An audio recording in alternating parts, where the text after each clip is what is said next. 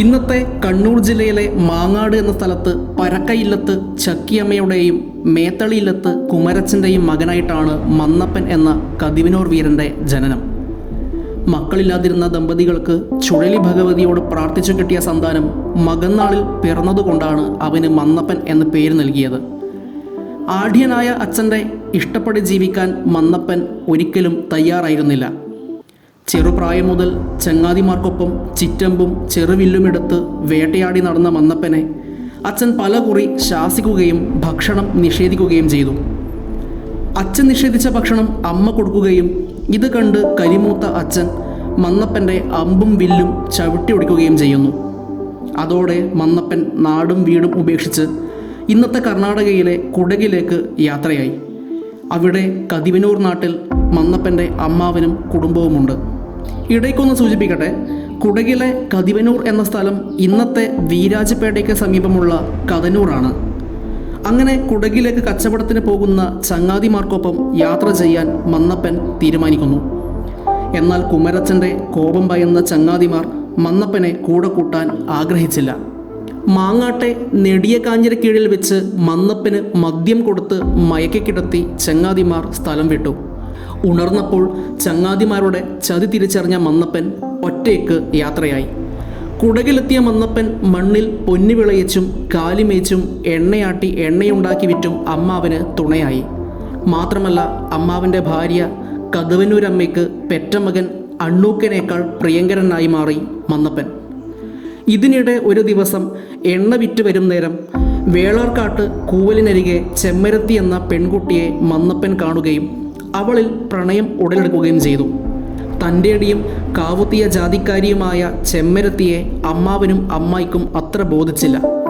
എങ്കിലും 10 പണവും പച്ചോടവും നൽകി മന്നപ്പൻ ചെമ്മരത്തിയെ സ്വന്തമാക്കി.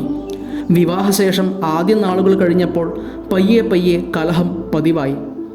തറുതല പറയുന്നതിൽ മിടുക്കിയായിരുന്നു ചെമ്മരത്തി.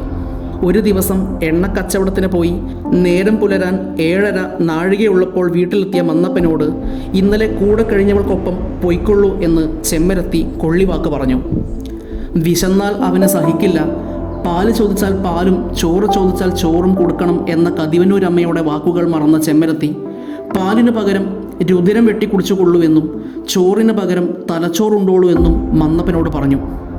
അങ്ങനെ കോപം മൂത്ത ചെമ്മരത്തി ചാണകമെടുത്ത കൈ കഴുകാതെ അരിയെടുത്ത് ചോറ് വെച്ചു.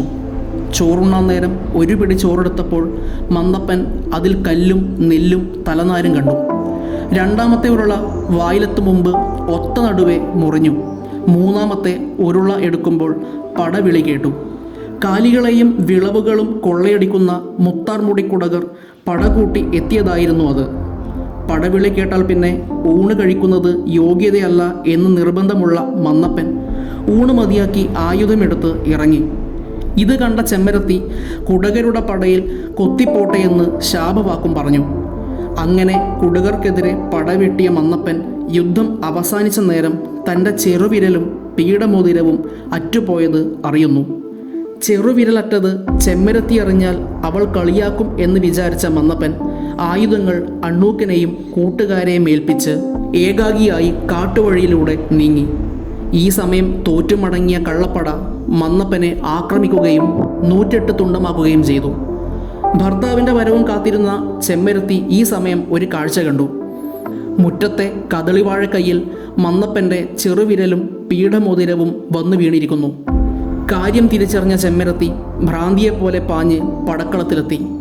ഇതിനിടെ അണ്ണൂക്കനും കൂട്ടരും മന്നപ്പൻ്റെ ശരീരഭാഗങ്ങൾ കണ്ടെത്തി ചേർത്തു വച്ചു. മന്നപ്പനായി ചിതയൊരുക്കപ്പെട്ടു. അമ്മാവനും അമ്മായിയും കൂട്ടരും വാവിട്ട് കരഞ്ഞു. അണ്ണൂക്കൻ അകന്നൊന്ന് നീറി നിൽക്കെ ചെമ്മരത്തി ചിതയോട് ചേർന്ന് നിന്നു. ചിതയിൽ തീ പടരവെ ചെമ്മരത്തി ചിതയിൽ ചാടി ജീവനൊടുക്കി. ഇതിനെല്ലാം ശേഷം പുല തീർന്ന് കുളിക്കാൻ മാന്താർമുടിപ്പുഴയിൽ ഇറങ്ങിയ അണ്ണൂക്കൻ മീത്തലെ കടവിൽ കുളിക്കുന്ന മന്നപ്പനെയും ചെമ്മരത്തിയെയും കണ്ടു. മരിച്ച മന്നപ്പൻ അണ്ണൂക്കനിലൂടെ വെളിപ്പെട്ടു. വെളിപാട് കേട്ട് നേരമാവൻ വസുവനക്ക നാലാടി എന്ന കോലക്കാരനെ വിളിച്ച് തെയ്യം കെട്ടാൻ അടയാളം കൊടുത്തു. അങ്ങനെ മന്നപ്പൻ കതിവനൂർ വീരനായി. ഓരോ തെയ്യപ്രേമിയുടെയും മനസ്സിൽ ഇന്നും മന്നപ്പൻ ഉറഞ്ഞാടുകയാണ് വീരനായി.